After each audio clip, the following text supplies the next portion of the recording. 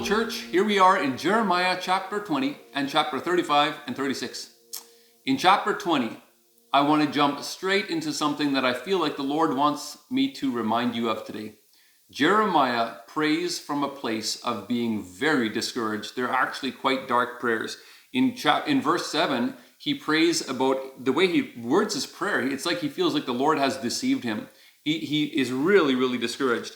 And if you look at verses 14 to 18, he actually is cursing the day he was born. He is really despairing even of life.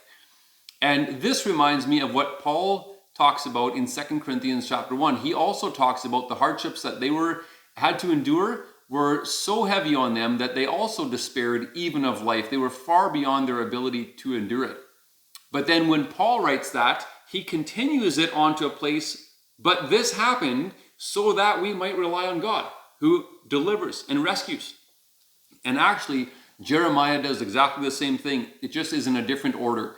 In verse 13, that's exactly what he does. He sings to the Lord and praises the Lord because he acknowledges that the Lord rescues the life of the needy from the hands of the wicked. And so we can see actually it's the same pattern. And we know that Jeremiah didn't stop his ministry there. He keeps on because the book of Jeremiah isn't over. His life wasn't over. His ministry wasn't over. He committed himself to God and then he kept on going even though he was in such a place of despair. That reminds me of 1 Peter chapter 4:19 that says, if we suffer according to God's will, we should commit ourselves to our faithful Creator and then continue to do good. That is a really big statement. You might even consider memorizing that verse in 1 Peter. But you might even just start with a prayer and say, Lord Jesus, I am committing myself to you and I will continue to do good by your power because you are worth it. Ask him to empower you. He will. Then in chapter 35, here we have the story about the Rechabite family. And they have essentially taken on a vow which is very similar. It's not exactly the same, but it's similar to the Nazarite vow in Numbers chapter 6. It's a little bit like they've taken Deuteronomy 23, and now they have made this special vow of dedication that is not God's universal law for everybody, but they have taken that special vow which their dad has made, they've carried it on, and they're dedicating that portion of their lives to the Lord like that. Then Jeremiah comes to give them a little test because part of their vow includes not drinking any wine. And so Jeremiah gives them a little test in verse 5 and verse 6. They easily pass it and say, no, we're not doing that. And so then Jeremiah, the lesson of this chapter is obedience. Okay, that's very clearly said in verse 13. So Jeremiah is taking this lesson. He sees what tells the people of Israel what these Rechabites have just done. They said they are going to obey what their father had vowed to do. They are obeying with diligence. And so Jeremiah is now using that as a lesson for the Israelites, saying, just as they have obeyed their father, you guys should obey the Lord. So the lesson is obedience. But look at what the reward is for obedience. These Rechabites get a reward from the Lord. Look at what it says in verse 18 and 19. Jeremiah speaks by the word of the Lord, and it ends with this. Here's their reward. Never will this family fail to have a man to serve me. That means that service to the Lord is their reward.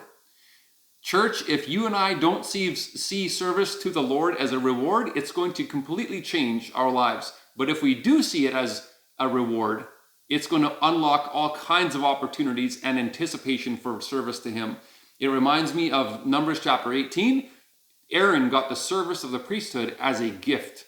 It also reminds me of Matthew 25, where Jesus said, you've been faithful with a few things, so what is the reward? I'm going to put you in charge of many. It's again continued service to the Lord. That is a reward. Maybe you want to just park there today and say, Lord Jesus, help me to see service in your kingdom as a reward, not a burden. That is a big deal. And then in chapter 36, very simply put in this chapter, here you have Jeremiah is told to do the same thing twice, although that didn't work the first time. In verse 2, God tells him, take a scroll, write these words on it. He does. Some people listen, but the king obviously didn't because the king burnt them. And then in verse 28, God tells him, take another scroll and do it again. And I would imagine Jeremiah was a bit discouraged by that, and it would have been tough for him to do the same thing again. But it reminds me of what Jesus did with his apostles in John chapter 21. They were fishing all night. It didn't work. He hollers at them from the beach, throw your nets on the right side. And they did the same thing that they had been doing all night long. They did it again, and this time it worked. They would have also been tempted to think, well, it didn't work the first time. Why would we do it again? Church, you and I could learn from that. If in your area of service to the Lord, it hasn't been working all the time, maybe you've been leading a Bible study or something like that, and it kind of fizzled out, or your ministry didn't get the traction that you thought it would, or something like that. Don't be so disheartened that you refuse to do that again. If God says, do it again, just cheerfully say, yes, Lord, I will do that again because you're worth it. And so you could just pray about that today and tell Jesus, Lord, if you tell me to do the same thing that didn't work before, again, I will because you are worth it. Talk to the Lord about that today.